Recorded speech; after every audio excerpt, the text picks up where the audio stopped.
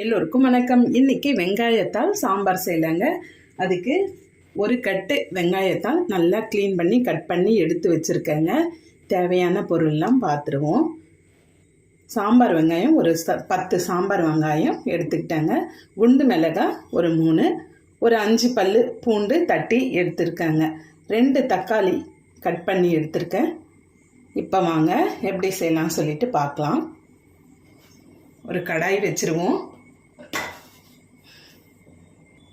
கேஸை பற்ற வச்சுருவோங்க. இப்போ எண்ணெய் விட்டுருவோம். கடலெண்ணெய் ஒரு 3 ஸ்பூன் கடலெண்ணெய் விட்டுருங்க.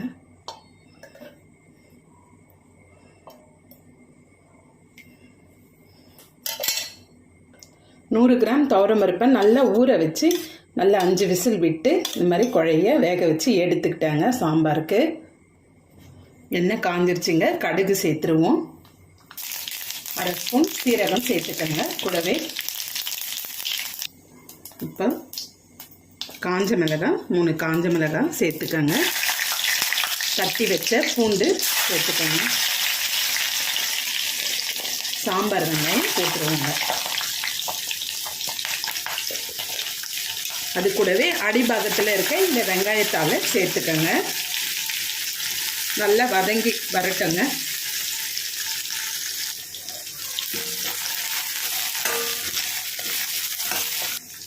இப்போ தக்காளி சேர்த்துருவோங்க.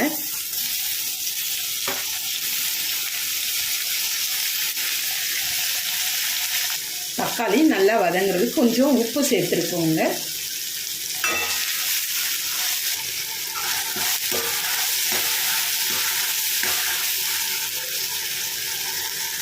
தக்காளி நல்லா வதங்கிருச்சுங்க. இப்போ வெங்காயத்தால் சேர்த்துருவோங்க.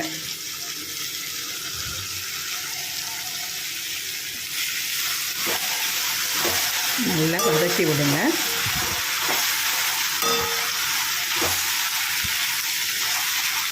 வெங்காயத்தால் கீரை மாதிரி நல்லா சுருங்கிடுங்க. கொஞ்சம் தான் ஆயிடுச்சு பாருங்கள். கொஞ்சமாக வெங்காயத்தால் வதங்கும் போதே வீட்டில் அரைச்சா குழம்பு மிளகாய்த்தூள் ஒரு 1.5 ஸ்பூன் சேர்த்துக்கங்க. கொஞ்சம் கறிவேப்பிலை போட்டுக்கங்க. இப்போ தண்ணி சேர்த்துருவோங்க. ஒரு டம்ளர் தண்ணி ஊற்றிருக்கேன். நல்லா கொதி வரட்டங்க.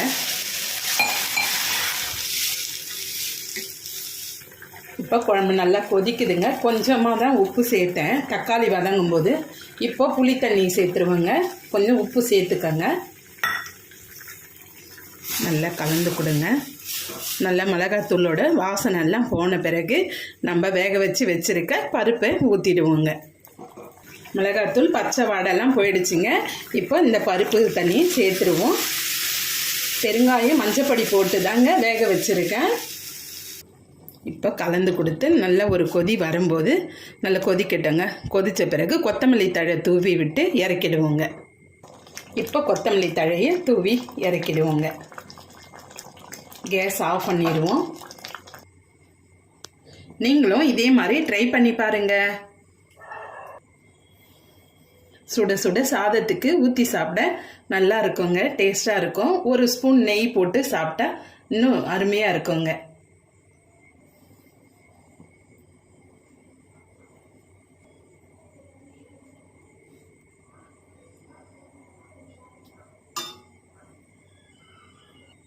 வணக்க வெங்காயத்தால் சாம்பார் ரெடி.